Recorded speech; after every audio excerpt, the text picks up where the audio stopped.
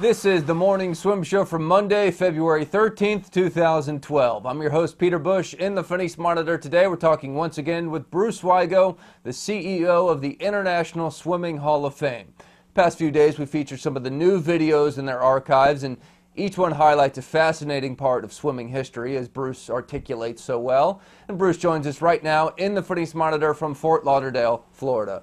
Bruce, welcome back to the show. How you doing? Doing great, Peter. Thanks for having me. Okay, today we're talking about the Tomb of Hunting and Fishing. Yeah, this is the oldest representation of an aquatic athlete, or a swimmer, if you will, in Western art. And it's actually from an Etruscan tomb up in Tarquinia, Italy, which was the capital of the Etruscans. Actually, in Rome in the 5th century BC, was a vassal state of the Etruscans. And it's really one of the great tourist areas of Rome, particularly for someone that has an interest in swimming. You can walk down these caves that are, almost 3,000 years old, and see the artwork that the Etruscans did that captured this scene. And it's really a remarkable experience to get up there. I mean, if you want to go on a vacation and see something that relates to your sport, this is another great area to go. There's a magnificent beach that's here, and the artwork's just fantastic, and the significance of it for us as swimmers 3,000 years later is that, swimming was just been a part of mankind from the earliest days. All right, let's check out the video.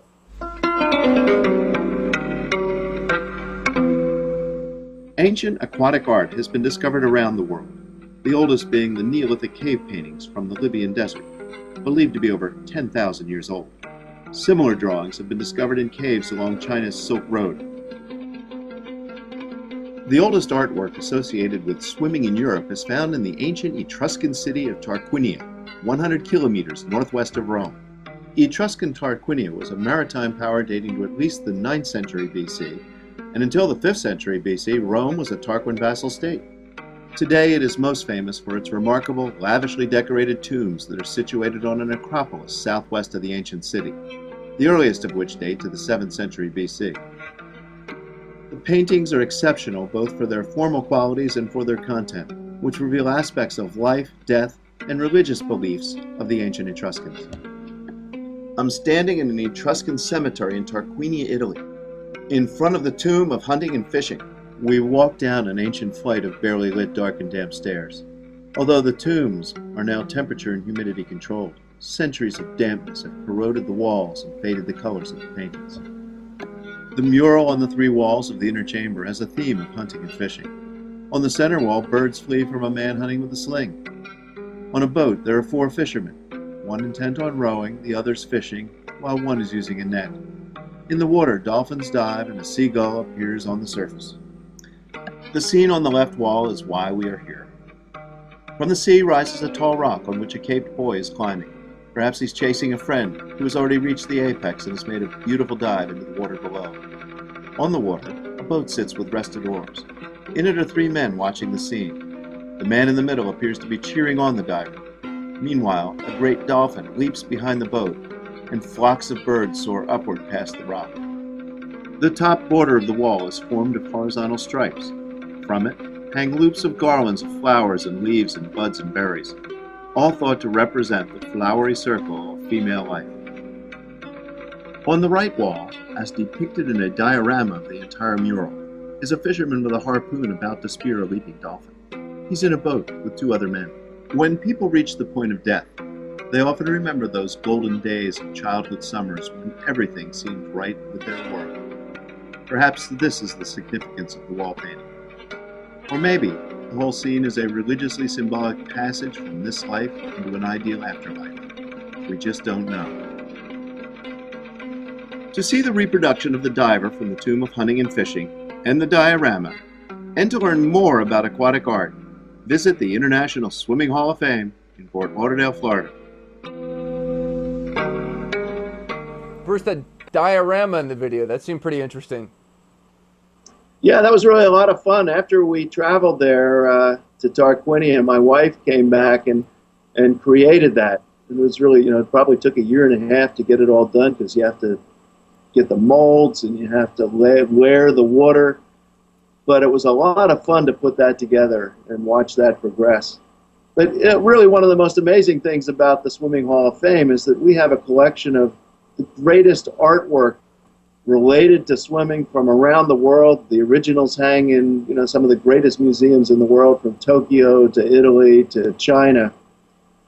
And even some of these, like a cave drawing, like you have that we just saw in the Tomb of Hunting and Fishing, we specially recreated that. I believe it's the only authentic reproduction of that that I've ever seen. And they certainly don't have one like what we have in Tarquinia. So, if you want to, you can travel and spend millions of dollars traveling all over the world to find the great art related to swimming, or you can come to the Swimming Hall of Fame in Fort Lauderdale and see them hanging in our museum here. Well, it kind of goes to a point that you made last week when we were highlighting another video about the ancient Greek baths, is that swimming's more than a sport. I mean, it's been a part of cultures for centuries and centuries, or thousands of years, I should say. Yeah, and the way it's impacted world history.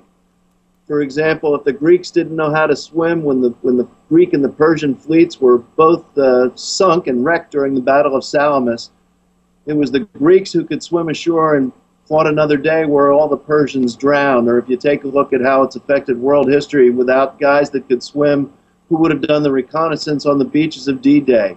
Would President F. Kennedy have ever been president, or would he have drowned when his PT boat sunk?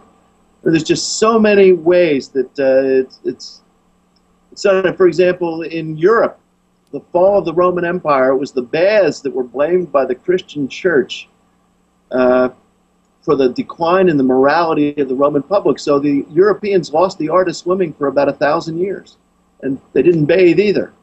So then the Africans and the Indians were the great swimmers, and now these cultural influences, the segregation of women and men from bathing. So for hundreds of years, men never swam with women. Women didn't swim at all. One way that they tested if you were a witch or not was if they threw you in the water and you didn't sink, that proved you were a witch. So, the role of swimming in history is just phenomenal. It's just unbelievable, and it's influenced our culture and history in ways that people can't even imagine today. So it's not just getting in the Olympics. It's being healthy. It's being happy. It's being able to participate in activities that are in the water environment, which covers 2/3 of the planet. Bruce, thanks again for joining us and shedding some light on the history, an amazing piece of history of swimming. It sure is. All right, that's Bruce Wigo joining us once again from the International Swimming Hall of Fame. Really appreciate all their help with this series. I'm Peter Bush, reminding you to keep your head down at the finish.